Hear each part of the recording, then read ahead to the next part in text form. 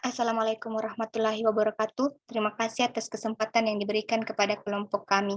Kami dari kelompok 7 akan mempresentasikan hasil diskusi kami mengenai fenomena LGBT di negara dan ideologi Pancasila. Baiklah, untuk mempersingkat waktu, kami akan memberikan nama kelompok. Yang pertama, Eka Kartika. Yang kedua, Nur Hayati. Ketiga, Nur Sahra. Keempat, Marslini Caisaria Daben. Yang kelima, Muhammad Akhtar. Yang keenam, Cesar Glis. 7, Muhammad Reski. 8, Nur Aisyah. Baiklah, untuk mempersingkat waktu, kita akan dibacakan oleh Nur Sahra Afifah. Kepada Nur Sahra Afifah kami persilahkan. Baik, terima kasih atas kesempatan yang telah diberikan. Di Indonesia, sejak tahun 1982, mulai dibentuk komunitas untuk mengakomodasi kepentingan kaum gay. Dan pada tahun 1980-an hingga tahun 1990-an mulai bermunculan komunitas serupa bagi kaum lesbian, gay, dan transgender. Saat ini terdapat beberapa asosiasi utama LGBT di Indonesia yang aktif melakukan berbagai kegiatan seperti Gaya Nusantara, Arus Pelangi, dan Arhanari Institute. Tentunya aktivitas dari berbagai asosiasi maupun kelompok LGBT di masing-masing wilayah di Indonesia mendapatkan sorotan dari masyarakat, utamanya dari pihak yang kontra terhadap aktivitas tersebut, mulai dari akademisi, para ahli, hingga para pemuka agama. Pancasila, terutama sila pertama dan kedua, menekankan adanya nilai agama dan adab. Terkait sila pertama, ketuhanan yang esa, rujukannya adalah kitab suci Al-Quran yang menyatakan karakter manusia hanya ada dua, laki-laki dan perempuan. Demikian juga dalam undang-undang perkawinan di Indonesia hanya ada dua jenis kelamin. Karena itu, jika ada pasangan sejenis yang minta dilegalkan akan merusak tatanan yang ada.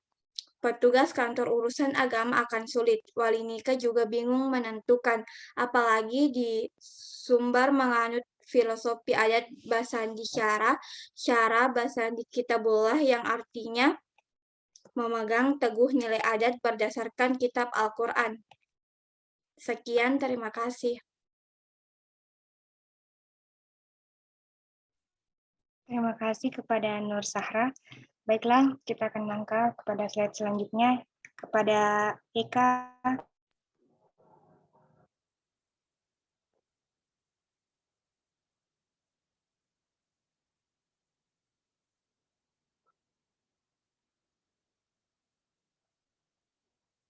Baik, terima kasih atas kesempatan yang telah diberikan.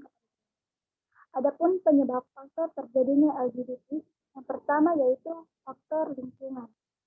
Faktor lingkungan bisa memicu terjadinya LGBT. Misalnya saja karena salah pergaulan. Dalam berteman, sudah selayaknya kita memilih teman yang memiliki perilaku baik. Ketika seseorang berteman dengan orang termasuk LGBT, ada kecenderungan dia akan ikut menjadi anggota LGBT disebabkan faktor berteman. Jadi, lingkungan dan kebiasaan menjadi faktor pemicu paling besar terjadinya LGBT di Indonesia. Adanya pengaruh budaya barat yang masuk ke Indonesia juga bisa menyebabkan penyimpangan perilaku ini terjadi. Sekian dan terima kasih. Terima kasih. Baiklah, kita akan melanjutkan ke slide berikutnya yang akan dibacakan oleh Nur Hayati. Kepada Nur Hayati kami persilahkan.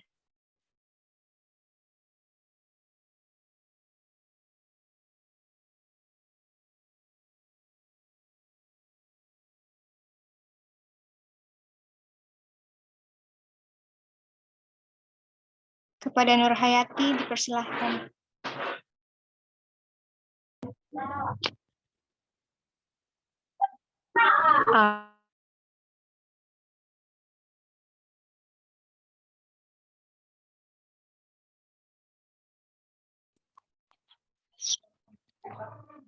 Tunggu dulu, guys.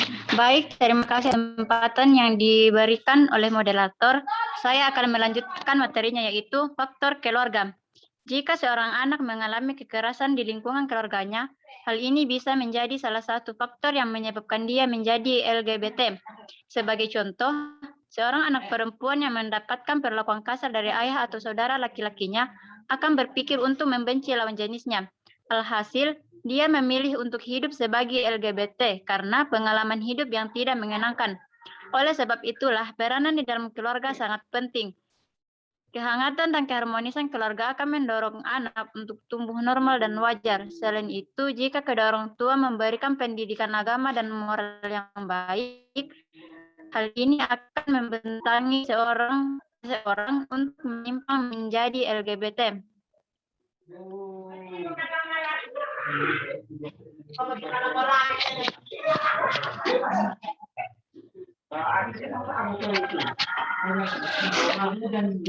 Kedua, faktor genetik. Kemudian, faktor penyebab LGBT bisa terjadi ialah karena faktor genetik. Maksudnya ialah penyimpangan sesuai seperti lesbian, gay, biseksual, ataupun transgender bisa terjadi karena adanya riwayat keturunan dari anggota keluarga sebelumnya. Dalam tubuh manusia, kromosom seorang laki-laki normal ialah X dan Y, dan perempuan yaitu XX. Namun, di kehidupan nyata bisa ditemukan bahwa seorang laki-laki memiliki kromosom XXY. Kelebihan kromosom ini bisa menyebabkan dia memiliki perilaku menyerupai perempuan. Sekian, dan terima kasih. Saya kembalikan kepada moderator. Terima kasih. Selanjutnya akan dibacakan oleh Akhtar. Kepada Akhtar kami persilahkan.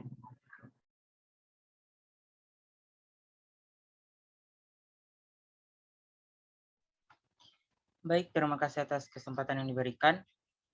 Yang pertama, bahaya LGBT dan faktanya. Penyebaran LGBT begitu cepat, bahkan yang tadinya terlahir sebagai perempuan atau laki-laki, normal dapat terkena hal tersebut. Hal tersebut tidak boleh dibiarkan begitu saja, karena dampaknya sangat besar. LGBT bisa membahayakan kesehatan, pendidikan, dan moral seseorang.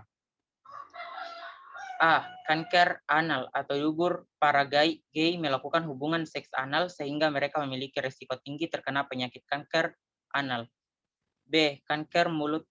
Kebiasaan melakukan oral seks bisa menyebabkan kanker mulut, sebab faktanya rokok bukanlah satu-satunya penyebab kanker mulut.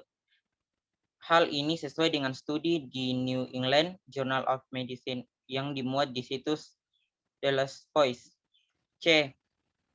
Meningitis atau radang selaput otak terjadi karena infeksi mikroorganisme, kanker, penyalahgunaan obat-obatan tertentu, dan mengalami peradangan tubuh.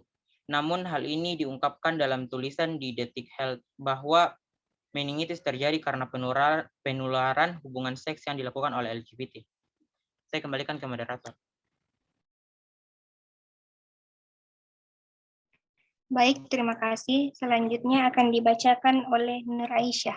Kepada Nur Aisyah kami persilahkan. Baik, terima kasih atas kesempatan yang telah diberikan. Saya akan melanjutkan.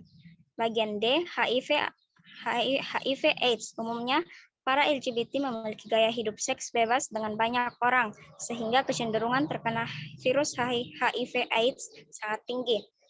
Bagian E, dampak pendidikan selain berdampak pada kesehatan. LGBT juga mempengaruhi pendidikan seseorang, sebab faktanya seorang LGBT memiliki permasalahan putus sekolah 5 kali lebih besar dibandingkan dengan siswi atau siswa normal. F adalah dampak keamanan. Adanya LGBT ini menyebabkan terjadinya pelecehan seksual terjadi di mana-mana. Bahkan banyak kasus yang mana pelecehan tersebut terjadi pada anak-anak. Cara mengatasi LGBT. Karena dampak LGBT sangat mengerikan, sebaiknya ada upaya untuk mencegah timbulnya LGBT. Caranya antara lain sebagai berikut. Yang pertama adalah menjaga pergaulan. Yang kedua, menutup segala celah pornografi, misalnya dari gadget. Orang tua harus aktif dalam hal ini. Yang ketiga adalah diadakan kajian atau seminar mengenai bahaya LGBT di sekolah-sekolah. Yang keempat adalah adanya undang-undang yang melarang adanya LGBT sehingga hal ini tidak menyebar semakin parah. Yang kelima adalah diadakan penyuluhan keagamaan mengenai LGBT yang menyimpang dari aturan agama. Dengan hal-hal tersebut Diharapkan LGBT dapat dicegah dan penyebarannya tidak semakin luas. LGBT merupakan suatu masalah kejiwaan yang perlu ditangani oleh semua pihak, baik dari pelaku maupun lingkungan sekitar. Dengan adanya kerjasama yang baik, bukan tidak mungkin masalah LGBT yang menjadi kontroversi ini bisa diatasi dengan baik.